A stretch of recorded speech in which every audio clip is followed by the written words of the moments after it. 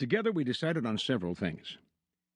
We should not go in with chips on our shoulders, and we should try to be neither critical nor favorable.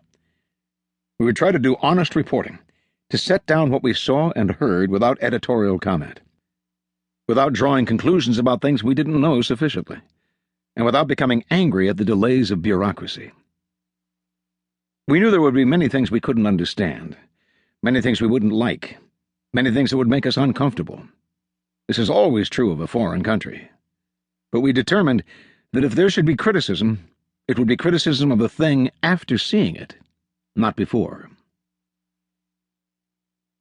In due time, our application for visas went to Moscow, and within a reasonable time, mine came through. I went over to the Russian consulate in New York, and the consul general said, "We agree that this is a good thing to do. But why do you have to take a cameraman? We have lots of cameramen in the Soviet Union." And I replied, "But you have no Capas. If the thing is to be done at all, it must be done as a whole, as a collaboration."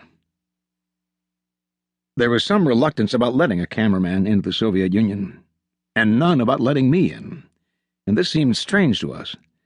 For censorship can control film, but it cannot control the mind of an observer.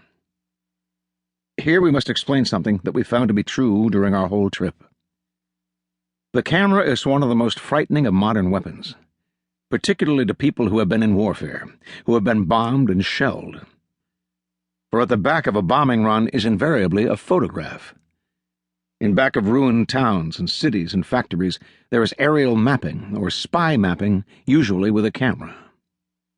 Therefore the camera is a feared instrument, and a man with a camera is suspected and watched wherever he goes. And if you don't believe this, try to take your Brownie No. 4 anywhere near Oak Ridge, or the Panama Canal, or near any one of 100 of our experimental areas. In the minds of most people today, the camera is the forerunner of destruction, and it is suspected, and rightly so. I don't think Capa and I really ever thought that we would be able to do the job we wanted to do. That we were able to do it is as much a surprise to us as to anyone else. We were surprised when our visas came through, and we held a mild celebration with Willie behind the bar when they did.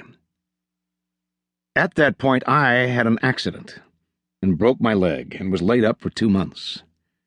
But Capa went about assembling his equipment. There had been no camera coverage of the Soviet Union by an American for many years, so Capa provided the very best of photographic equipment and duplicated all of it in case some of it might be lost.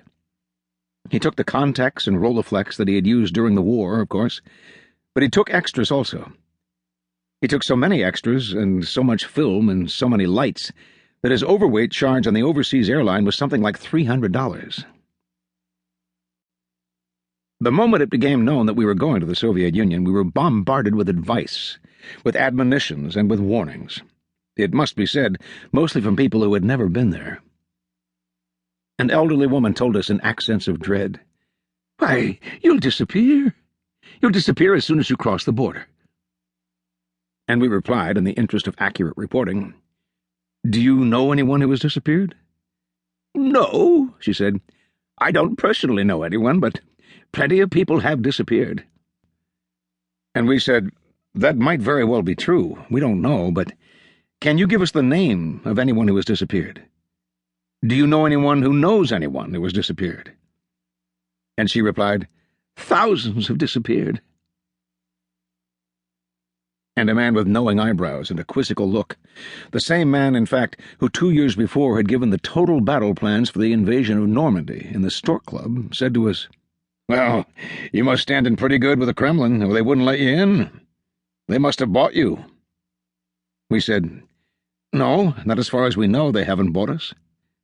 We just would like to do a job of reporting." He raised his eyes and squinted at us. And he believes what he believes. And the man who knew Eisenhower's mind 2 years ago knows Stalin's mind now. An elderly gentleman nodded his head at us and said, "They'll torture you. That's what they'll do. They'll just take you into a black prison and they'll torture you. They'll twist your arms and they'll starve you until you're ready to say anything they want you to say."